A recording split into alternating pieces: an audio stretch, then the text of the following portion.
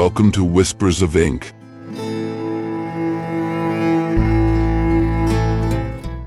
I'm Machado de Assis, and now, I will read one of my stories. Let's start with the book The Black Woman, which is part of my novels collection.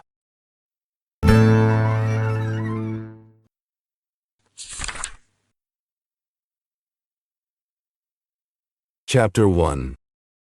Dr. Esteban Soares and the Congressman Meneses first met at the Lyric Theater during that unforgettable political battle between Lagroistas and Chartistas. A mutual friend introduced them, and by the end of the night, they parted ways, offering help to each other and exchanging business cards. They didn't meet again until 2 months later.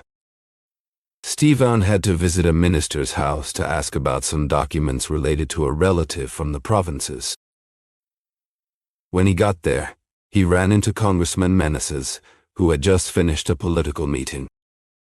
Both were truly happy to see each other again. Meneses even convinced Esteban to promise he would visit his home soon.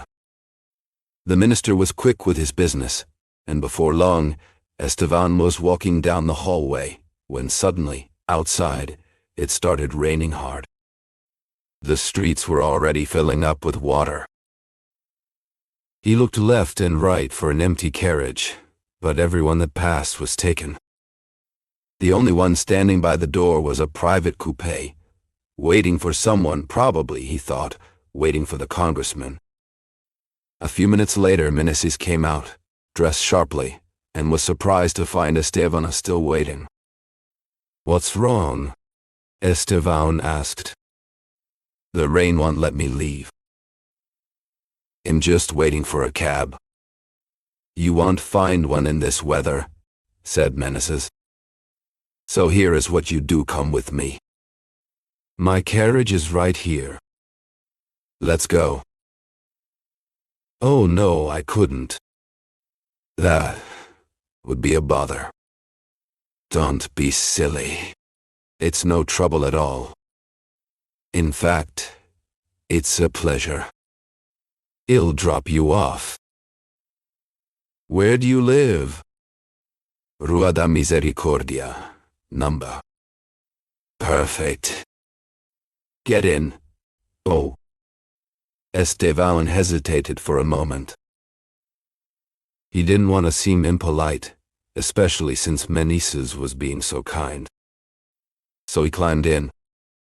But instead of telling the driver to go to Rua da Misericordia, Meneses shouted, "João, take us home." And he sat back, relaxed. Esteban looked at him, confused. The rain hammered down in sheets, turning the cobblestones into a slick, glistening path for the carriage wheels. Inside, wrapped in the quiet hush that followed the storm outside, Meneses finally broke the silence.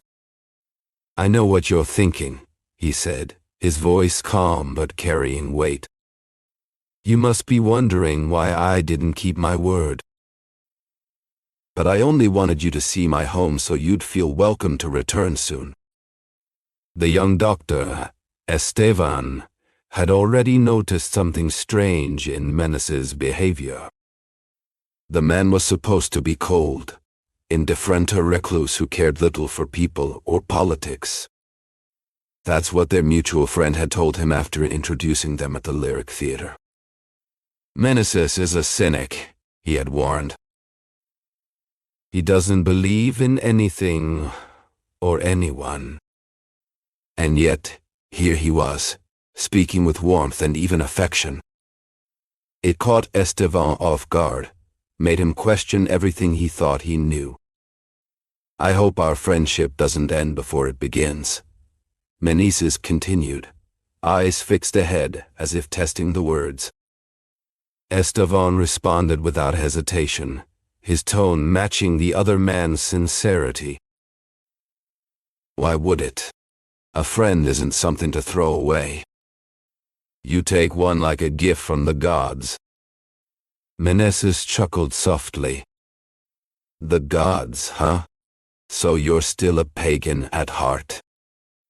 Well, maybe a little, Esteban admitted with a smile. But in the best way possible. My life has been a bit like Odysseus. Menesses turned slightly, intrigued.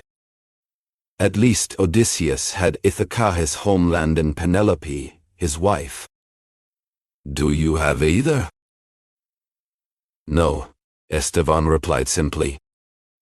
Then we'll get along just fine, Menesses said, and looked out the window again, watching the rain streak across the glass. A few minutes past him, Esteban studied the older man beside him, trying to understand this unexpected side of him. There was more to Menesses than the rumor suggested. When the carriage entered Rua do Lavradio, Menesses spoke again.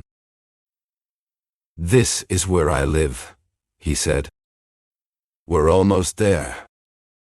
Home, it seemed, wasn't far. And perhaps neither was the beginning of something real. Will you promise to come see me again a few times? I will come tomorrow, he replied. Good. How's your medical practice going? I've just started, said Esteban. I don't have much work yet, but I hope to do something meaningful. The other night, the man you were with told me you're a young man of great value. I really want to do something with my life. 10 minutes later, the carriage stopped in front of a house on Rua do Lavradio. They both got out and went upstairs. Menesses showed Esteban his study, where 2 long shelves filled with books stood against the walls. These are my family, said the congressman, pointing to the books history, philosophy, poetry, and some political writings. Here is where I study and work. And when you come back, this is where I'll welcome you. Esteban promised to return the next day, then walked downstairs to the waiting carriage. It took him back to Rua da Misericordia. As he entered his home, he thought to himself, where is the misanthropy in that man? His manners are not rougher than most, and maybe even gentler.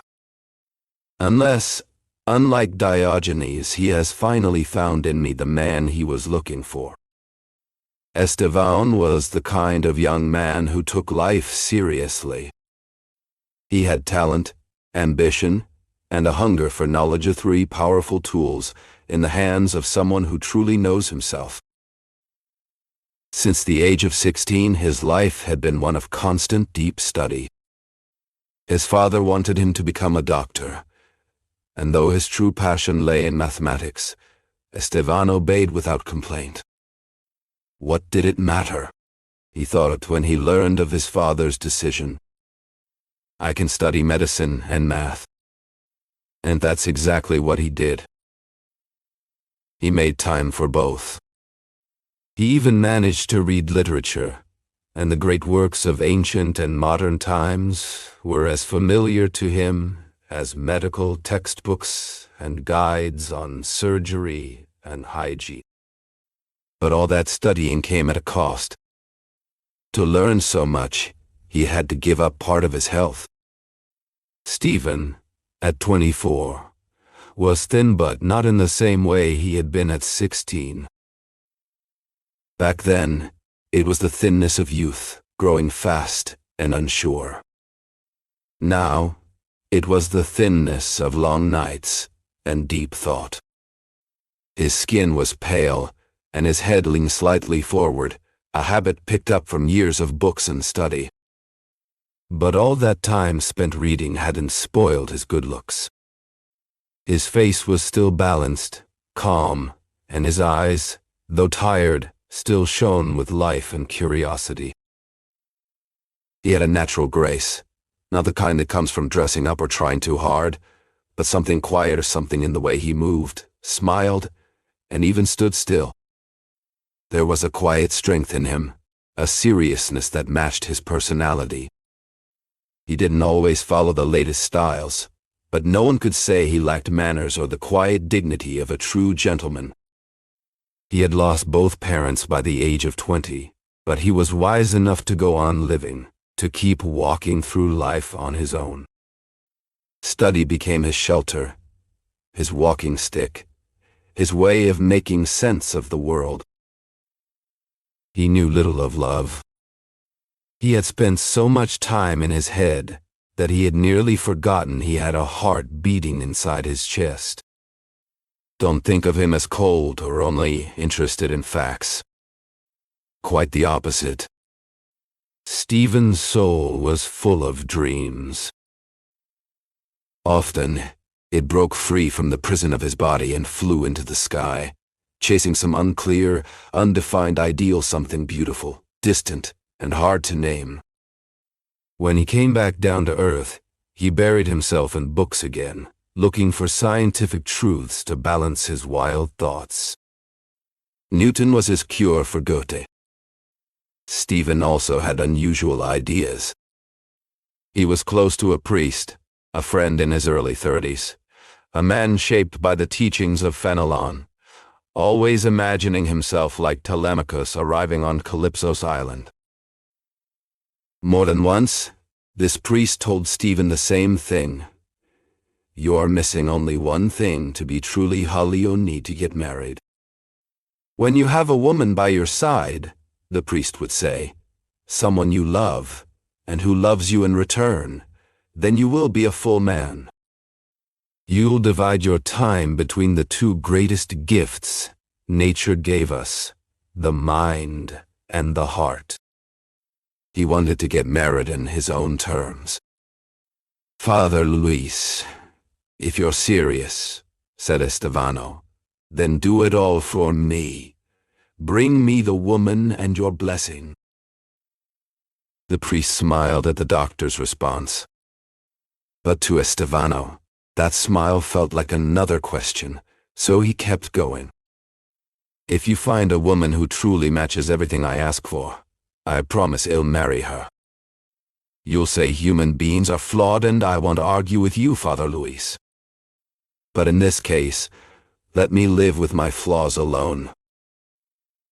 From there, as always, came a long debate.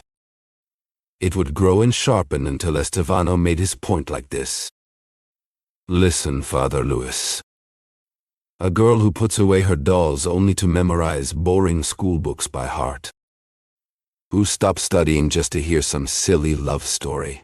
Whose idea of art is whatever Parisian fashion she sees. Who trades her pants for a ball gown and judges a man not by his soul, but by how neat his tie looks and how tight his boots fit. That girl might become a perfect lady of society, maybe even a loving mother. But she will never be a real woman. This was Estevano's rule, and like many absolutes, it had its flaws. The priest always answered him the same way. You're right, in a way. But I'm not telling you to marry the rule, I'm telling you to find the exception.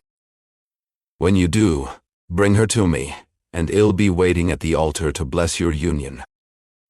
These were Estevano's beliefs about love and women. Some came from his nature, others he picked up from books.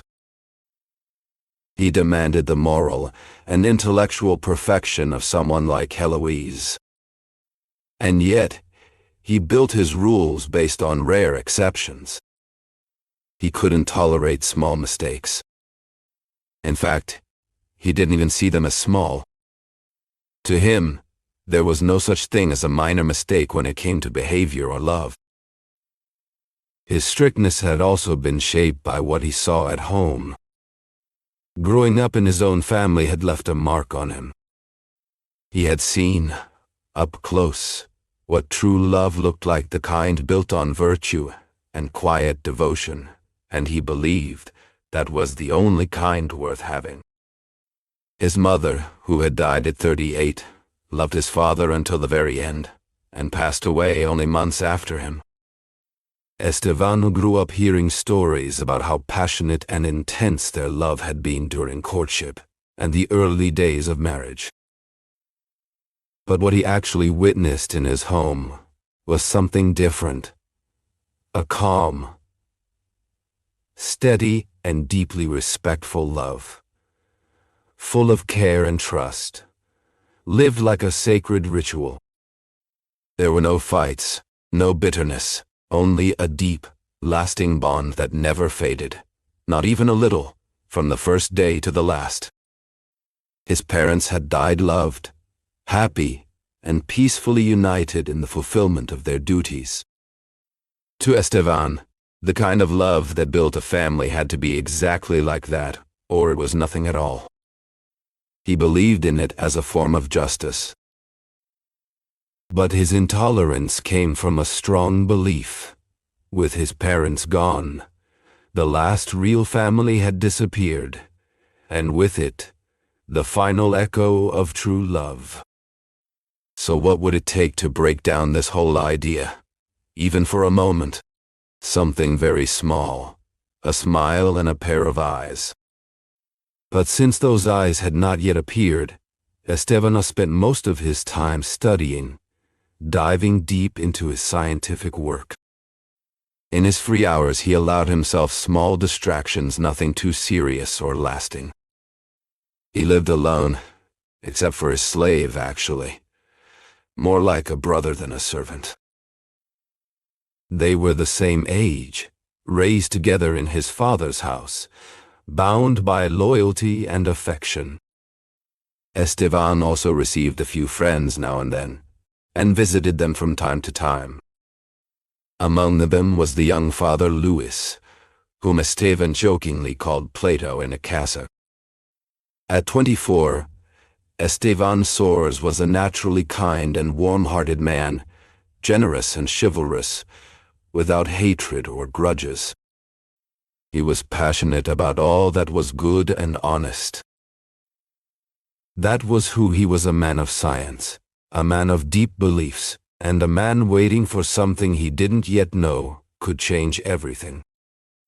Dr. Esteban Soares showed up at Meneses' house the next morning, just as he said he would. Meneses had been expecting him and greeted him like an old friend. Esteban had chosen a time that made it impossible for Meneses to attend the Chamber of Deputies that day. But the congressman didn't seem to care one bit. He skipped the session without a second thought.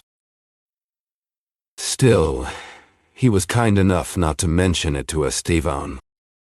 When the servant told Meneses that the doctor had arrived, he was in his study. He walked all the way to the front door to greet his guest in person. "You're as punctual as a king," Meneses said with a warm smile.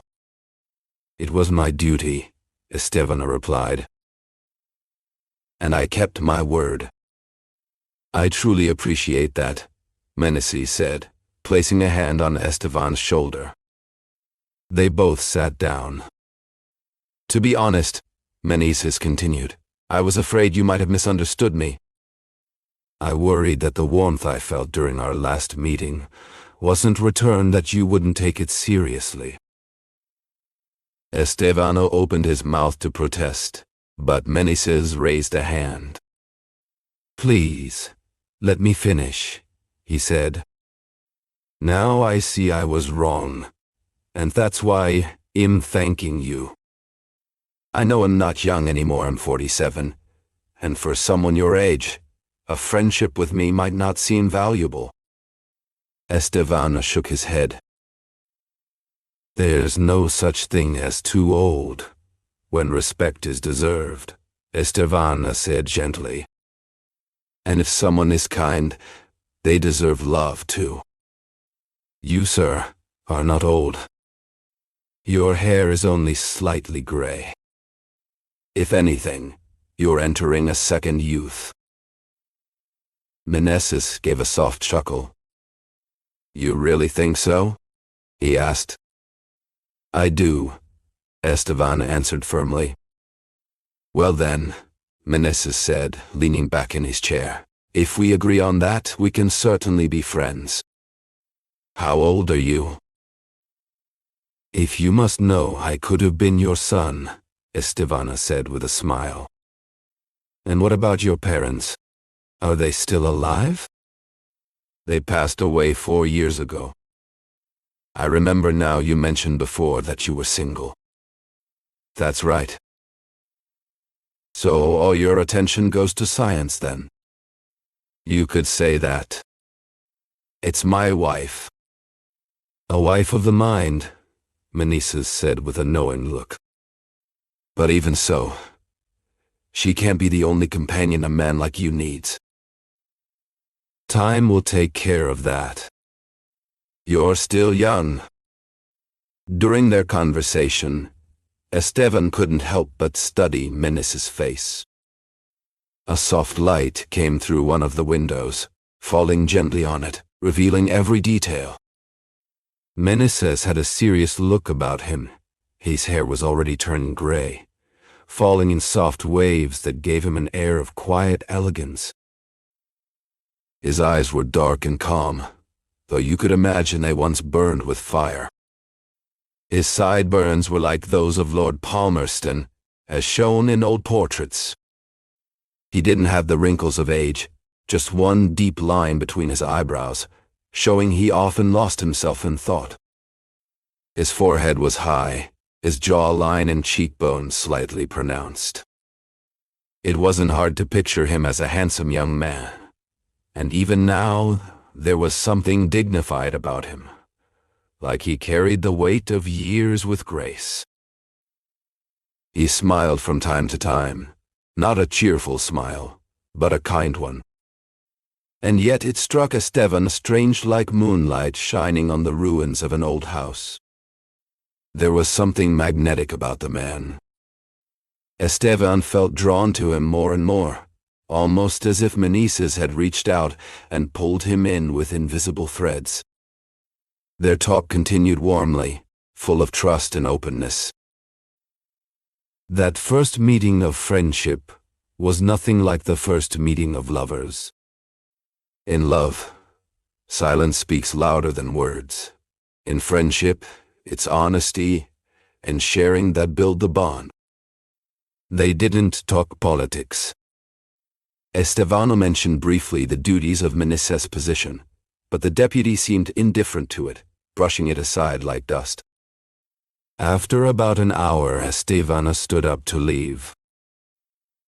He had to go check on a patient. That's a noble reason, said Meneses. Otherwise, I'd ask you to stay. But he'll come back again. Of course you will, and he'll visit you too. Unless, of course, you get tired of me in the next 2 weeks. No chance of that, Estevana replied. Then come by in the afternoon. Eat with me sometimes. After Parliament, I'm completely free. Estevan left promising everything and meaning it. He went back indeed, and had dinner with the congressman twice. The congressman even visited Estevan at home. They went to the theater together and slowly became part of each other's social circles. Within a month, they were like old friends. They had studied each other's character and feelings carefully. Meneses admired Estevan's seriousness and good sense. He liked his stubbornness and respected the doctor's honest ambition. On the other hand, Estevan saw in Meneses a man who could mix the strictness of age with the charm of a true gentleman. He was humble, well-read, and deeply emotional. There was no sign of the supposed hatred for people that others had warned him about. It was true, though, that sometimes Meneses seemed more interested in listening than speaking. During those moments, his eyes would darken and stay fixed, as if he weren't looking at the world around him, but deep into his own soul. But these phases passed quickly, and Head returned to his usual self. He's not a misanthrope, Estevan thought. But this man is carrying some kind of drama inside.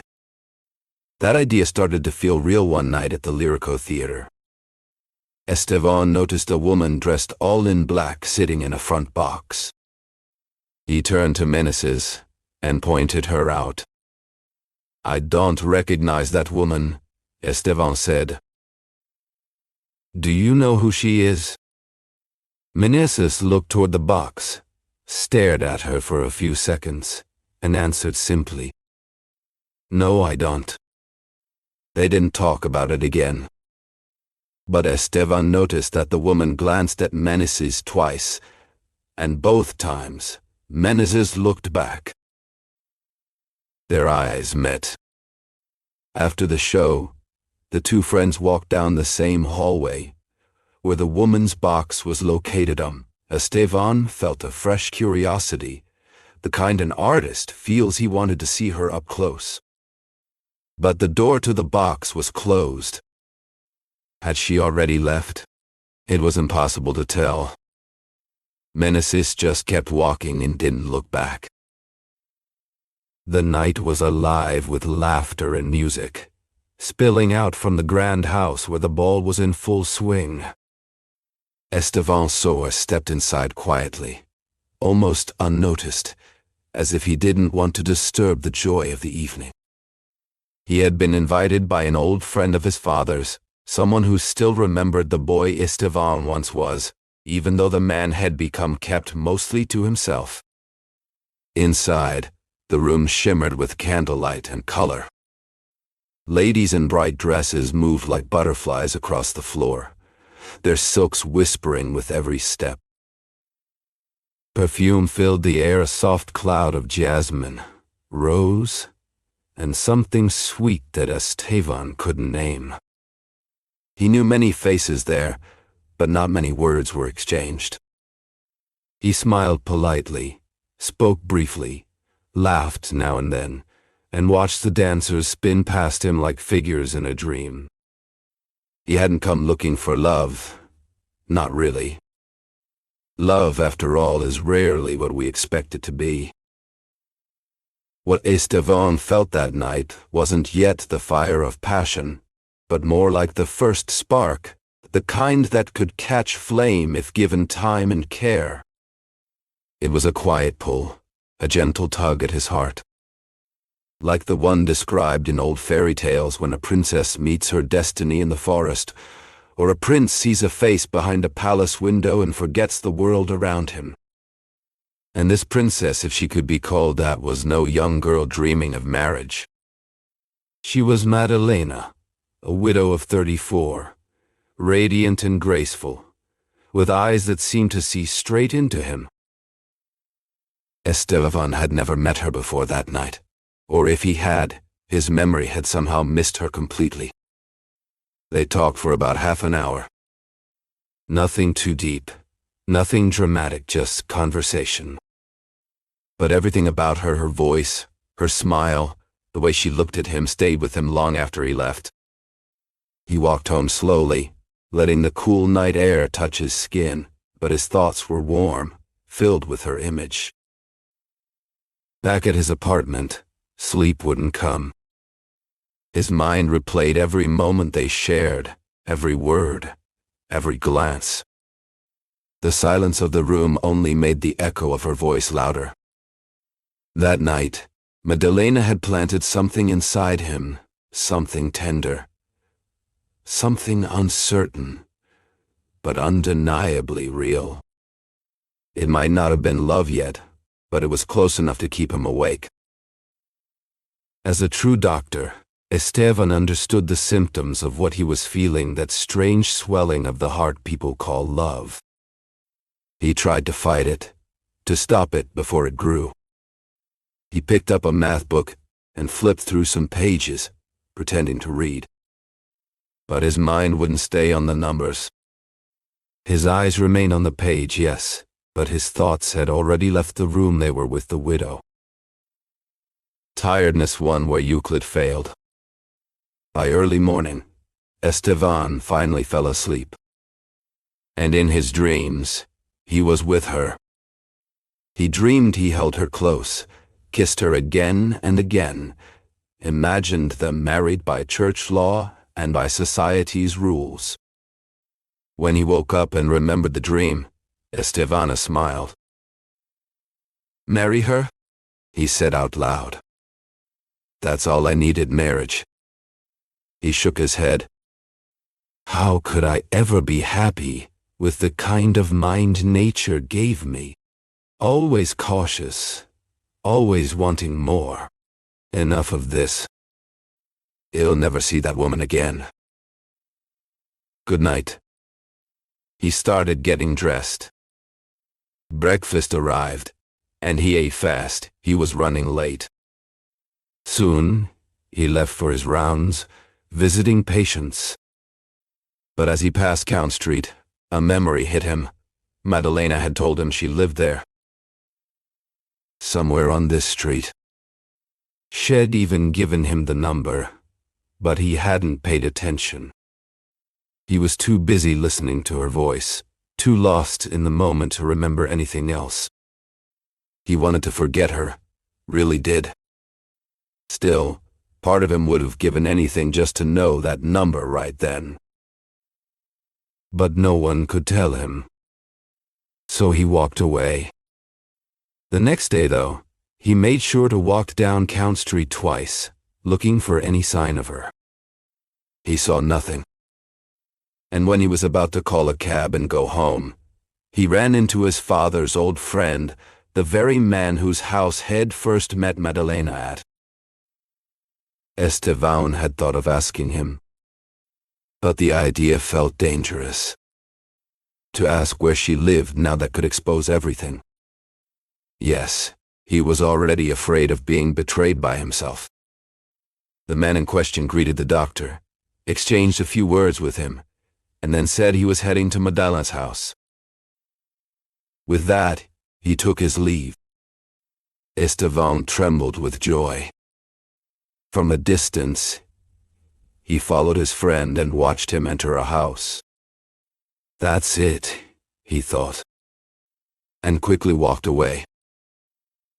When he got home, there was a letter waiting for him. The handwriting was unfamiliar, elegant, and carefully written. The note smelled of sandalwood. The doctor broke the seal. It read, "Tomorrow we are having tea at my house. If you would like to spend some time with us, it would give me great pleasure. Madalena, 100. Estevan read and reread the message. He almost brought it to his lips but stopped himself, embarrassed by what he saw as a sign of weakness. Instead, he simply smelled the note and put it in his pocket. He had always leaned a little toward fatalism. If I hadn't gone to that ball, he thought, I would never have met this woman. I wouldn't be feeling this way now, and maybe I would have avoided either a tragedy or a blessing because both could come from that one chance meeting. What will it be? Here I am, caught in my own version of Hamlet's doubt. Should I go to her house? Politeness says yes. I should go. But I'll go guarded against everything. I need to stop thinking like this and keep living the quiet life I've built. He was still lost in these thoughts when Meneses arrived at his house. He had come to pick him up for dinner. Estevan left with the congressman. On the way, he began asking curious questions. For example, do you believe in fate, my friend? Do you think there's a God of good and a God of evil, fighting over the course of a man's life? Fate is will, replied Meneses. Each man builds his own destiny. But don't you ever have premonitions? Sometimes, we foresee events we're not even part of. Doesn't that feel like a kind God whispering to us? You sound like a pagan, said Meneses. I don't believe in any of that. I think I've got an empty stomach, and the best thing we can do is have dinner right here at the Europa Hotel instead of going all the way to Rua do Lavradio. They went up to the Europa Hotel.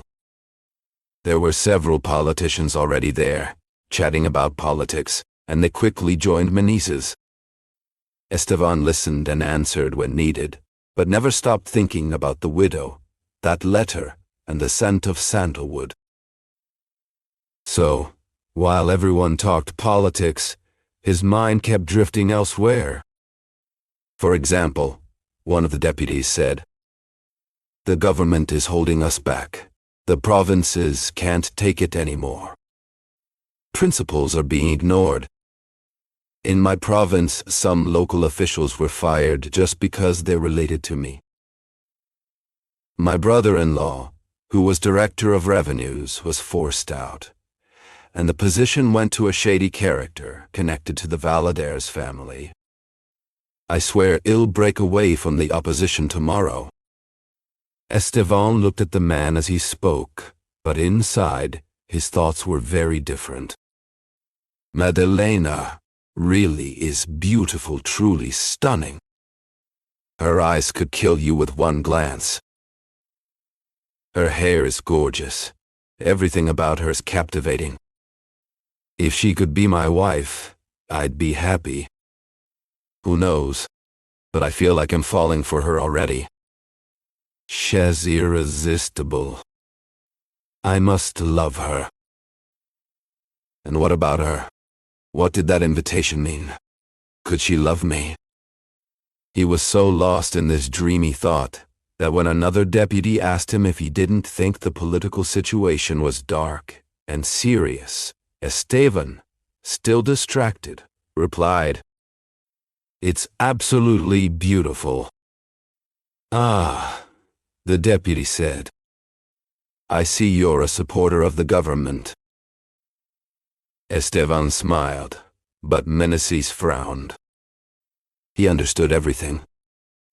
When they left the hotel, the deputy said to the doctor, "My friend, you're not being honest with me." "Why?" Esteban asked, half serious and half laughing, not quite getting the comment. "Yes," Meneses continued. "You're hiding something from me." "Me?" "Exactly. And it's a secret about love." "Oh, he looked at Meneses and asked, "Why do you say that?" "I noticed earlier," Meneses replied, "that while everyone else was talking politics, you were thinking about a woman. And not just any woman, someone truly beautiful." Stephen didn't try to hide it. He knew he'd been caught. "You're right," he admitted. "I was thinking about a woman. And I'm the last to know. But what is there to know? There's no love involved, nothing serious. I met someone who impressed me, and she's still on my mind.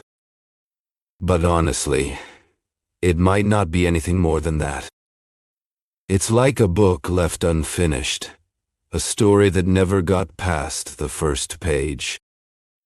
I'll tell you this, it won't be easy for me to fall in love." "Why not?" "How should I know? I just don't believe in love very much." Meneses stared at him for a moment, smiled, shook his head and said, "Keep your doubts for those who've already been hurt. You're young, Stephen, you don't really know love yet. At your age, nobody should be so cynical. Besides, if she's as pretty as you say, I bet you'll change your tune soon enough." "Maybe," Stephen answered. But even as he spoke, he found himself going over Meneses' words again and again, comparing them to what had happened at the Lyric Theater. Still, Stephen accepted Madalena's invitation.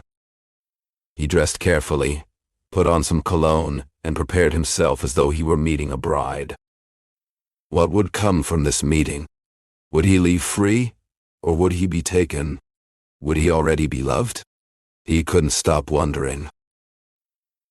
That invitation felt like undeniable proof of something.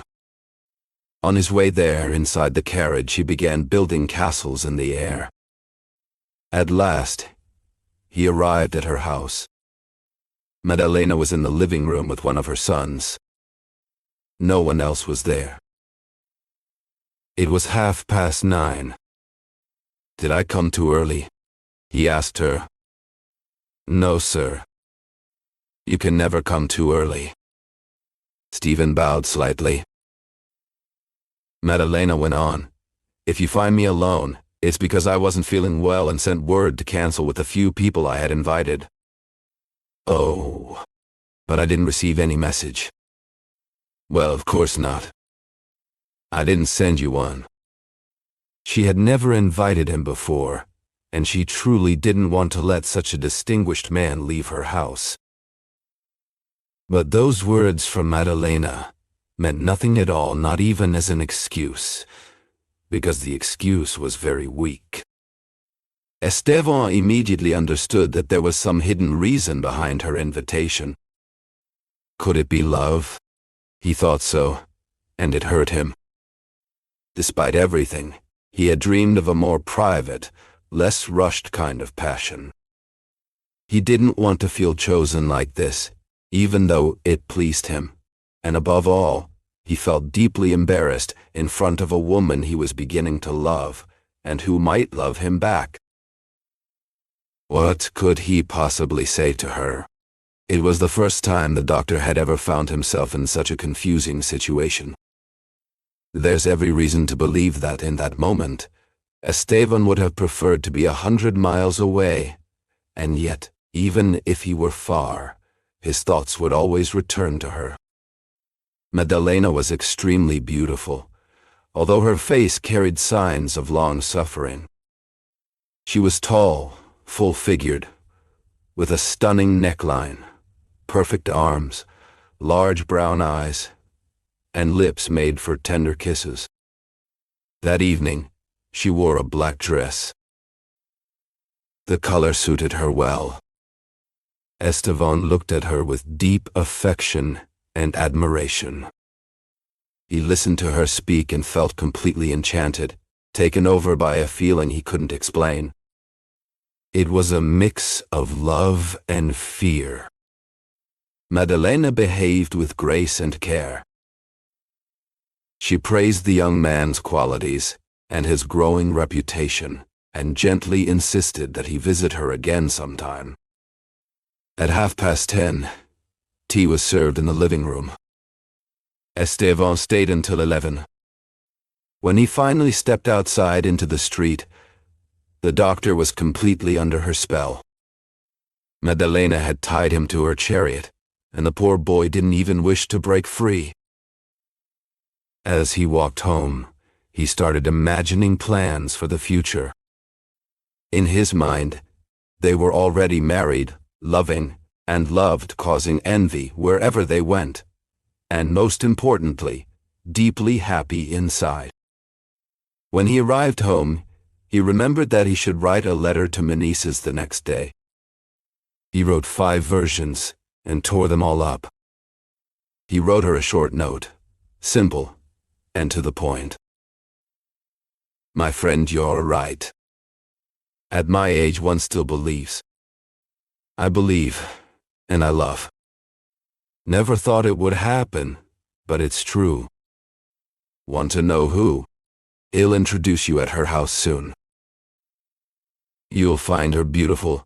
Oh, she is. The letter said much more, but all of it was just different ways of saying the same thing.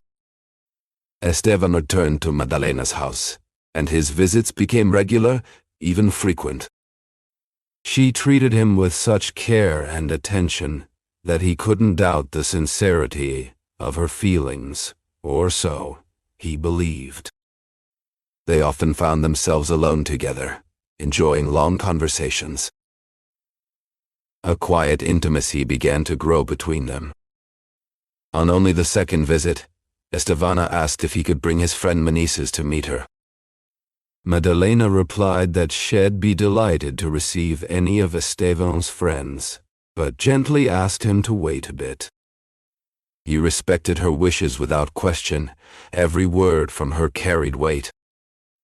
As expected, the more time Esteban spent visiting Madalena, the less often he saw menaces. But his friend didn't complain. He understood perfectly well what was happening and told Estevano so plainly. "Don't even think about apologizing," the congressman added. "It's natural. Friendship has to give way to love sometimes. All I want is for you to be happy." One evening, Esteban asked his friend what had made him lose faith in love, and whether some great tragedy had shaped that belief. "Nothing ever happened to me," Meneses replied.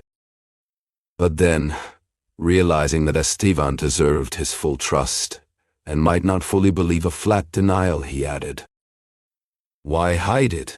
Yes, I did suffer once. I loved too. But I didn't find sweetness or dignity in love, only pain. It's a private drama I don't wish to relive. Just imagine the worst and leave it at that." And one night, as they sat quietly together, Estevana said to Madalena, "When do you want me to bring Meneses over?" "Oh yes," she answered softly. "Maybe one of these days." You could tell he was a close friend. "We're very close," I said. "Really? Really?" Madalena smiled. She was playing with her son's hair and gave him a kiss on the forehead. The child laughed happily and hugged his mother. The idea of becoming the boy's honorary father crossed Estevano's mind. He looked at the child, called him over, gently stroked his hair, and kissed him on the same spot where Madalena had just kissed. Estevano played the piano, and sometimes he would play a piece for Madalena when she asked. Between music, conversation, and small games like that, time passed quickly. But love didn't move forward even an inch. They could have been two volcanoes ready to erupt with lava, but until then, they showed no sign of it. This silence made Esteban uncomfortable, shy, and anxious. When he thought about finally confessing his feelings, that was exactly when he became the most timid and afraid. It was his first love. He didn't even know the right words to describe what he felt. One day, he decided to write to the widow. "This is better," he thought. "A letter can speak clearly and has the great advantage of keeping me far away." He went into his study and started writing. He spent an hour on it. Each sentence took him a long time. Esteban wanted to avoid sounding foolish or overly passionate. He wanted the letter to show nothing shallow or inappropriate. He wanted to appear sincere, just as he truly was. But how strange life can be. As Esteban was rereading and correcting the letter, someone entered the house without warning. It was a young man named Oliveira, a good friend of his, and something of a dandy around Rio de Janeiro. He came in holding a roll of paper. Esteban quickly hid the letter. "Goodbye, Esteban," said Oliveira cheerfully. "Were you writing a complaint or a love letter?" "Neither one," Esteban replied sharply. "I've got news for you," Oliveira said. Oliveira leaned back in his chair, grinning like a kid with a secret. "What do you think I'm doing now?" "What?" "I joined the literary world."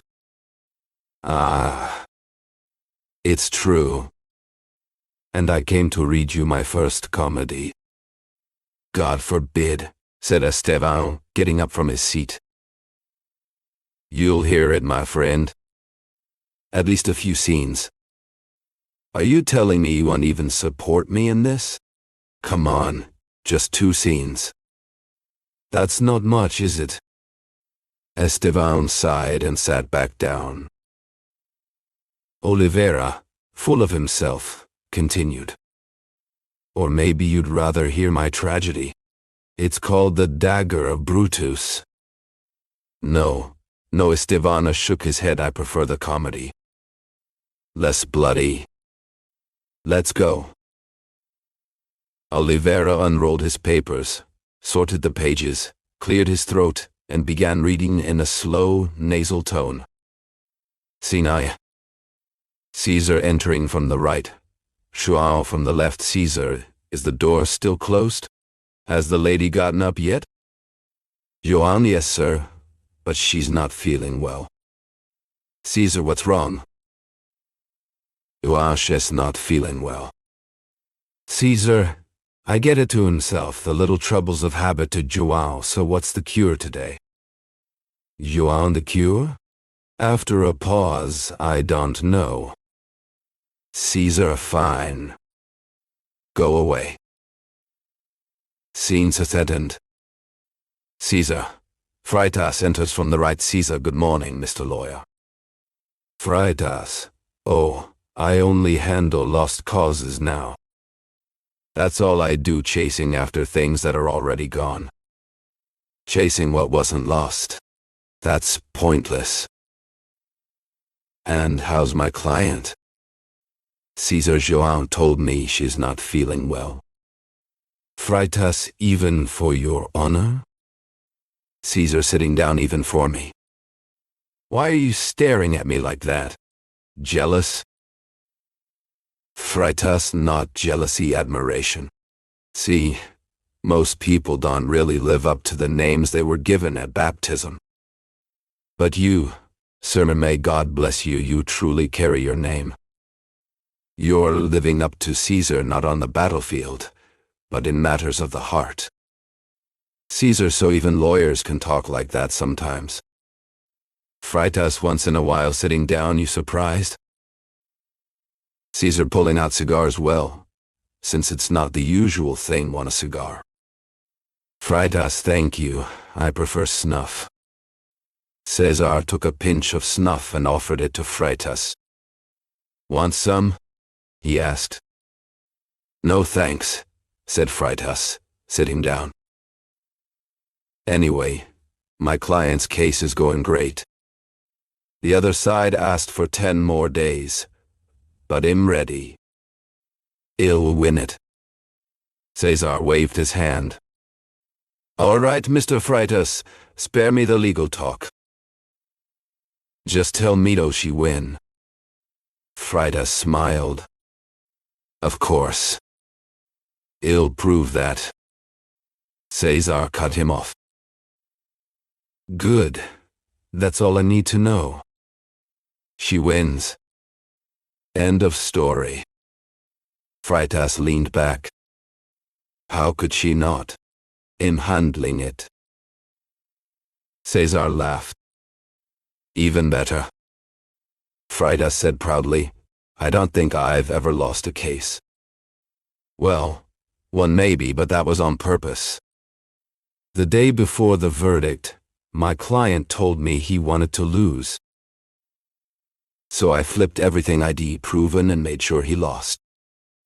Or rather, won. Because that kind of loss, that's a win. Cesar raised an eyebrow. You're one of a kind, Freitas. Freitas smiled humbly. It's all thanks to your good eyes. Cesar stood up. And your conscience? What does it say? Freitas looked confused. My what? Your conscience. Don't you have one? Oh, her. Yes or no? Freitas chuckled. She wins too. Cesar turned.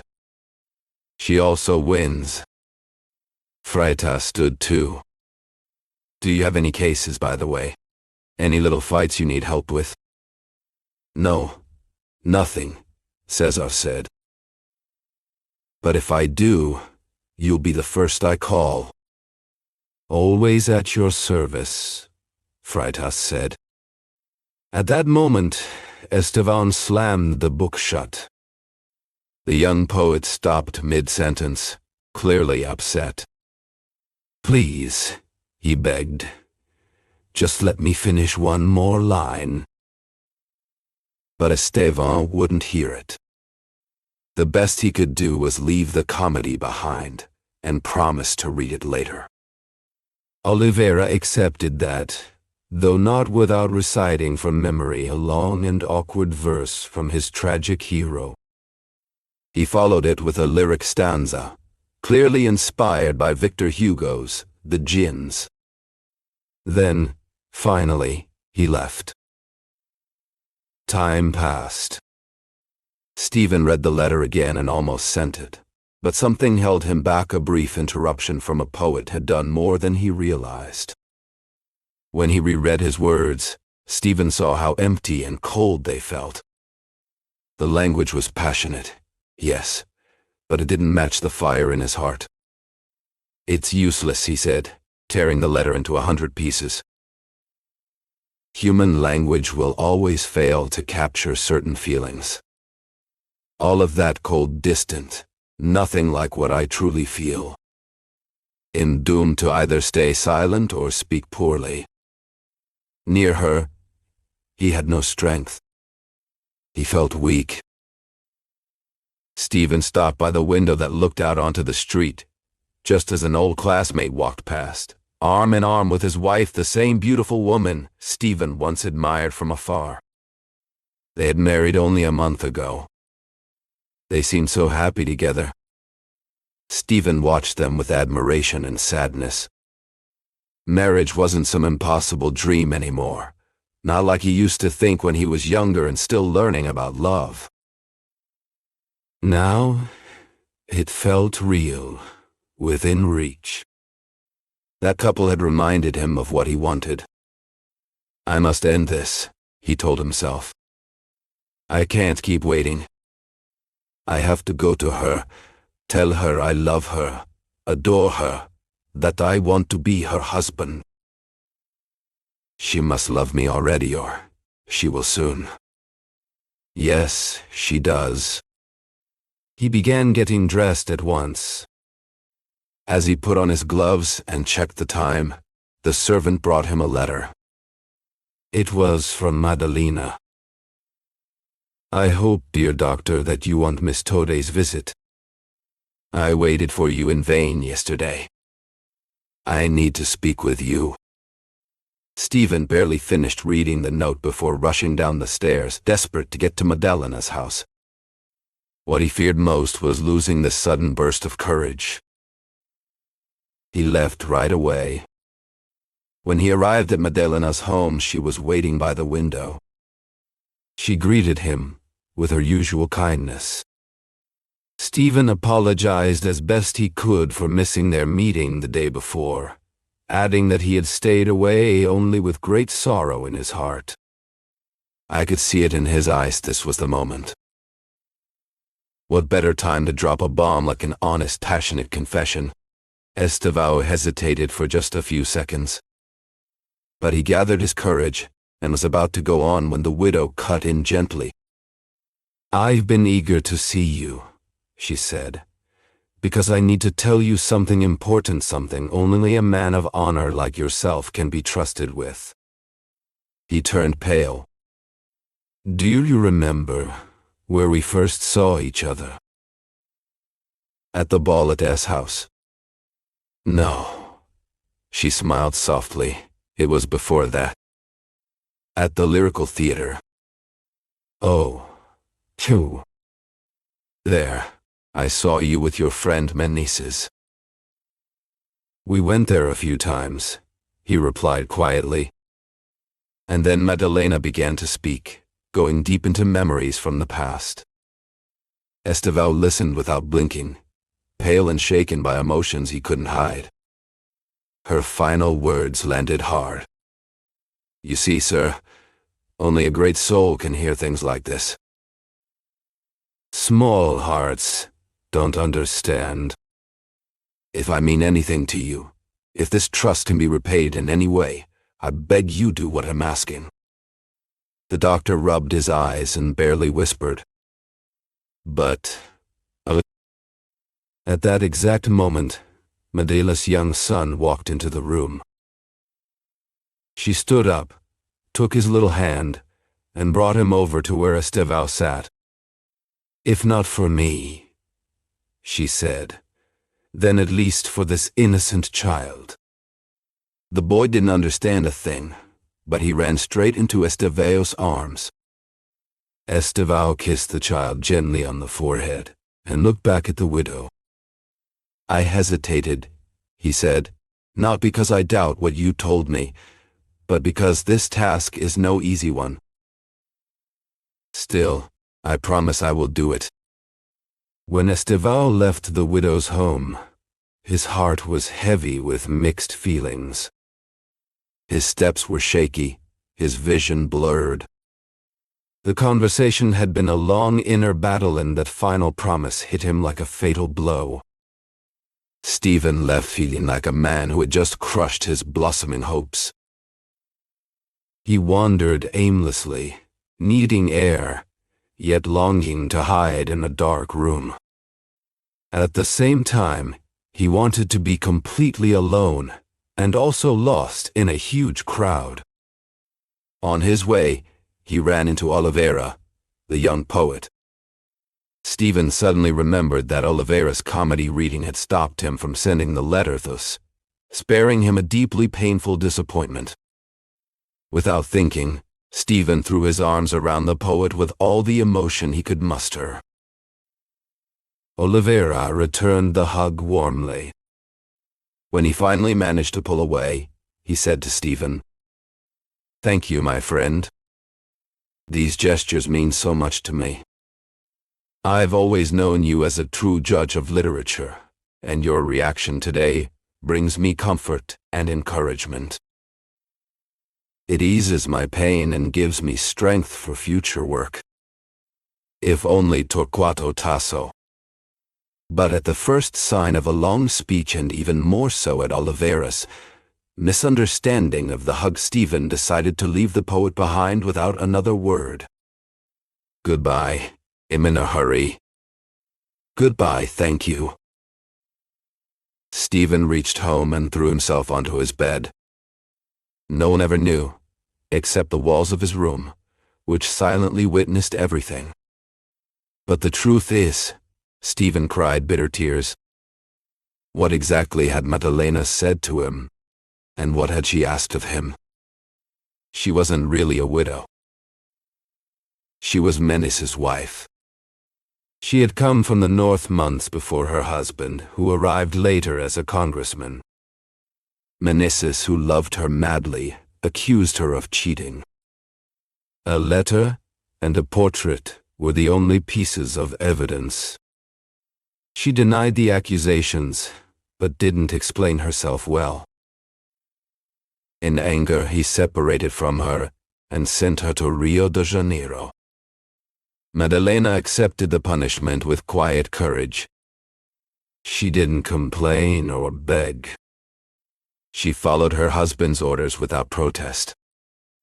And yet, Madalena was not guilty. Her guilt was only an illusion. She suffered for a crime of honor. The letter and the picture didn't belong to her, they were simply a careless and tragic mistake. Madalena could have told everything, but that would mean breaking a promise. She didn't want to. She chose instead to let the storm fall only on her. Now, though, the need for silence was gone. A letter had arrived from the north. It was from her friend, written from her deathbed, asking Madalena to destroy the letter and the portrait, return them to the man who had given them to her. That letter was proof. Madalena could send it directly to her husband or ask him for a meeting. But she feared every possible reaction. She knew Meneses was unbending. She had seen the doctor one night at the theater by chance, in the company of her own husband. She asked around and found out they were friends. So now, she begged Esteban to act as a go-between, to help save her marriage, to rebuild what had nearly been destroyed. It wasn't just love that made this hard for Esteban. It was pride too. He understood quickly why she had invited him there. True, the letter had only arrived the day before, but it only sped up a decision he already felt coming. Even without the letter, Medina would have asked him something very much like this. If it had been any other man, Esteban would have refused. But this was his friend, someone he truly respected and owed many favors to. So he accepted the painful task. "Let fate take its course," he said. "I'll go hand over the woman I love into another man's arms."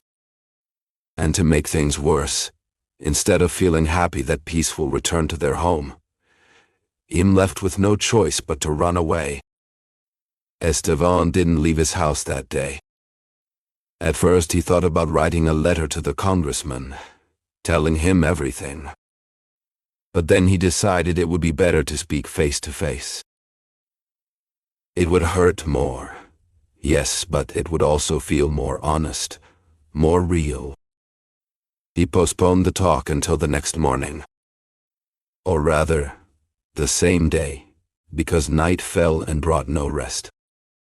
Esteban didn't close his eyes even once. He got up from his bed, the poor young man who hadn't managed to sleep a wink. The sun was just rising. He tried to read the newspapers and ask for them. He was about to set them aside, since he had finished reading, when suddenly he saw his own name printed in the Jornal do Comércio. It was an article titled, "A Masterpiece." The article said, "We are delighted to announce to the country the upcoming release of an excellent comedy, the debut of a young writer from Rio de Janeiro, named Antonio Carlos de Oliveira.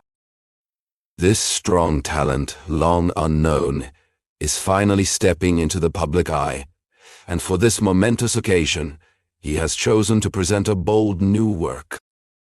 We understand that the author, urged by many friends, recently read the play at the home of Dr. Esteban Sors. In front of a distinguished audience that applauded him and predicted a bright future for Mr. Oliveira perhaps, even comparing him to Shakespeare. Dr. Esteban Sors went so far as to ask to read the play again, and yesterday, while walking down the street, he ran into Mr. Oliveira. So moved was he by the experience that he warmly embraced the author, much to the surprise of many passers-by.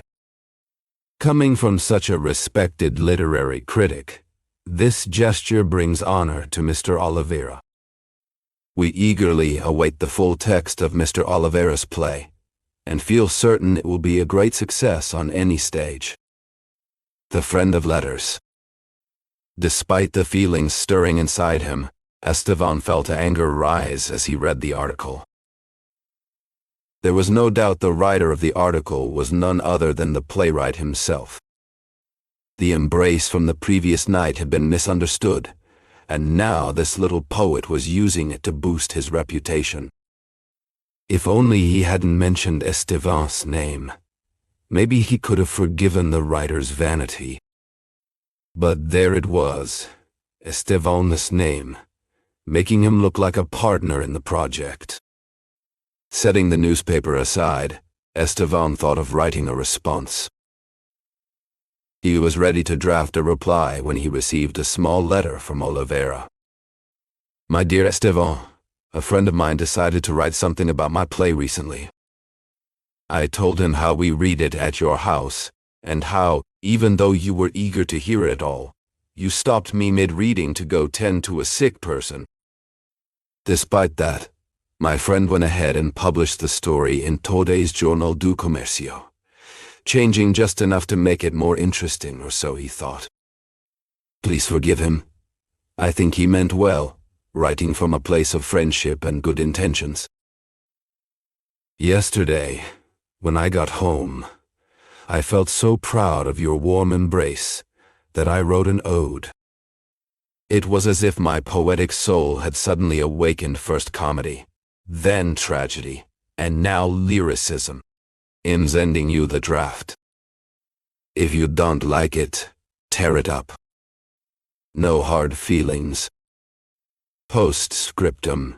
I accidentally dated the letter one day earlier by mistake. Now, about the ode, well, it was quite long. Esteban didn't even bother to read it. He simply tossed it into a corner. It started like this. Come down from your sacred hill, O muse.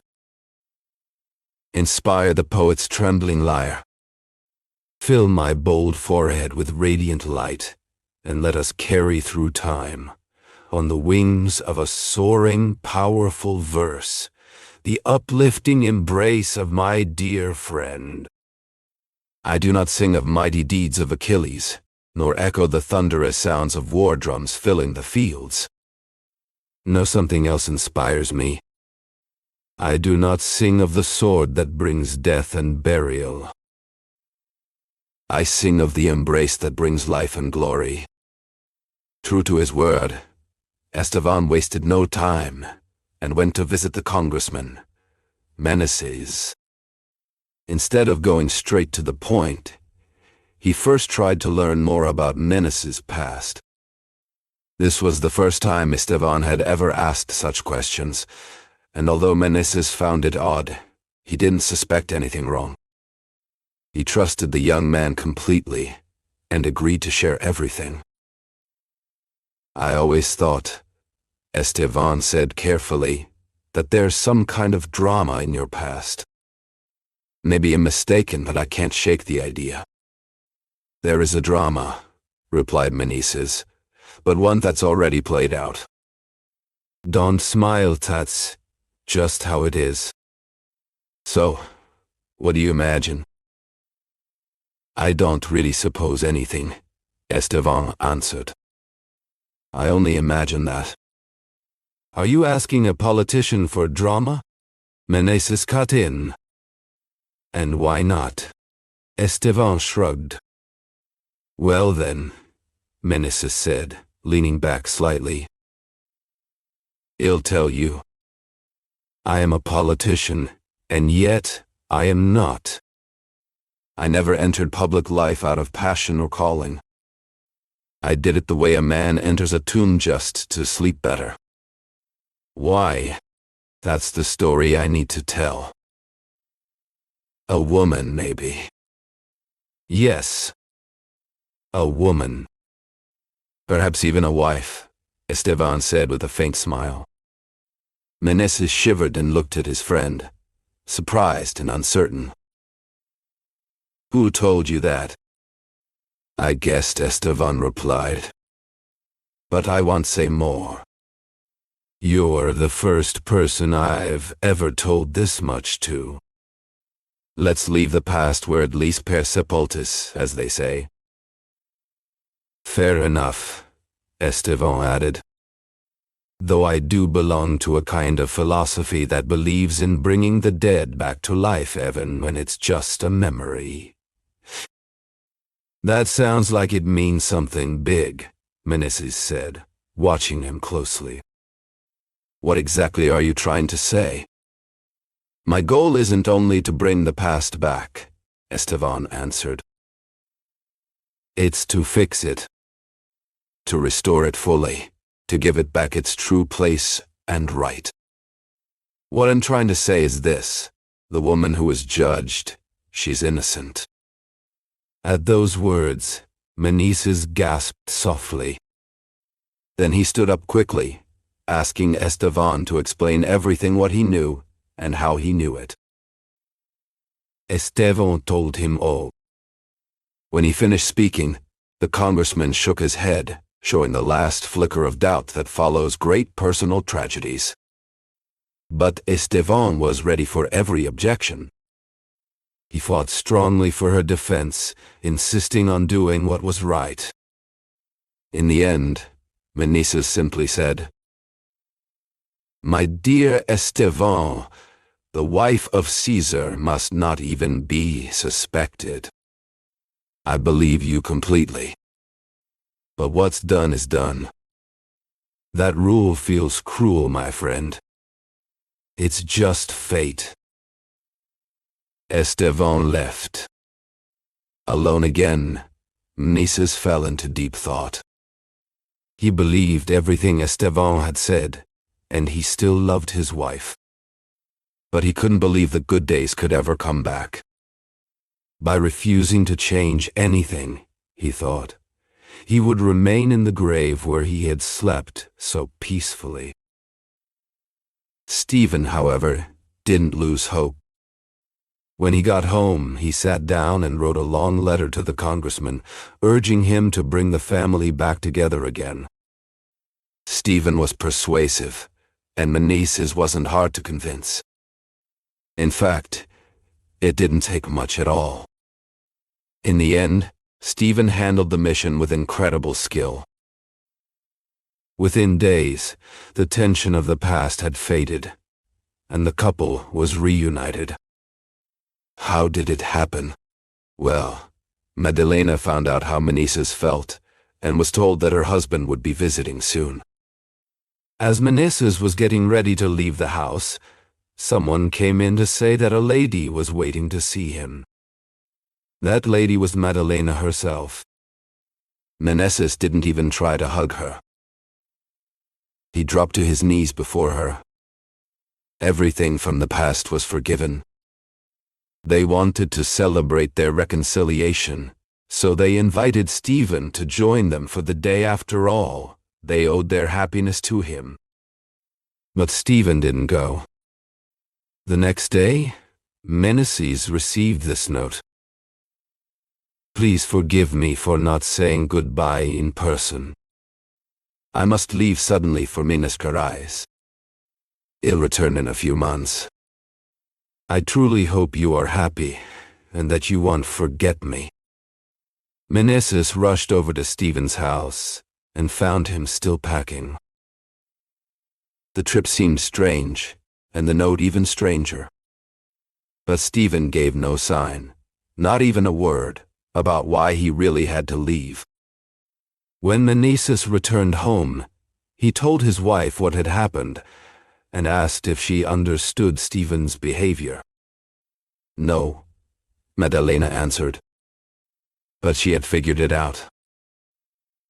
"What a noble soul," she thought to herself. She said nothing to her husband.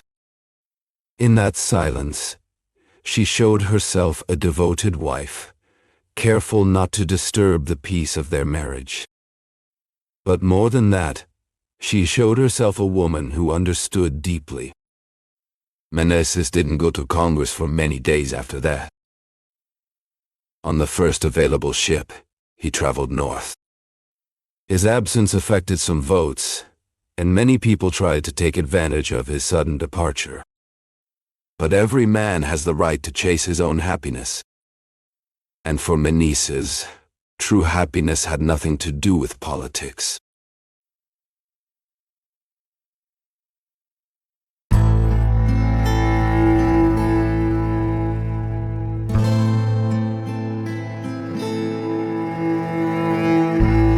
Thank you for listening so far. If you enjoyed this video, don't forget to like our channel and click the bell to be notified whenever a new book is read. Have you heard of Machado de Assis? Machado de Assis, born in Rio de Janeiro in 1839, is considered one of the greatest writers in Brazilian literature and a master of psychological realism. He was a novelist, poet, playwright, and short story writer whose works explore the complexities of human behavior with irony, subtlety, and deep introspection. Among his most famous novels are Dom Casmurro, which questions truth and memory, and the posthumous memoirs of Bras Cubas, a satirical narrative told by a deceased man.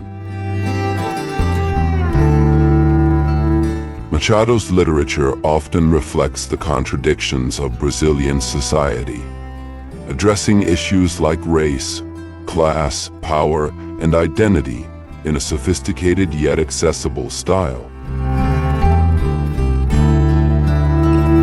Despite being born into poverty and facing racial prejudice, Machado de Assis rose to become the president of the Brazilian Academy of Letters and a symbol of literary excellence. His sharp wit and profound observations about society and the human soul make his works timeless and universally relevant. Today, he is recognized not only as a Brazilian icon, but also as a world-class author whose legacy continues to influence generations of writers and thinkers. Machado de Assis shows us that literature can be both elegant and critical, intimate and universal, humorous and profound. His stories remain as powerful and thought-provoking today as they were more than a century ago. Machado is a treasure of world literature, and through his voice, we discover the infinite layers of the human experience.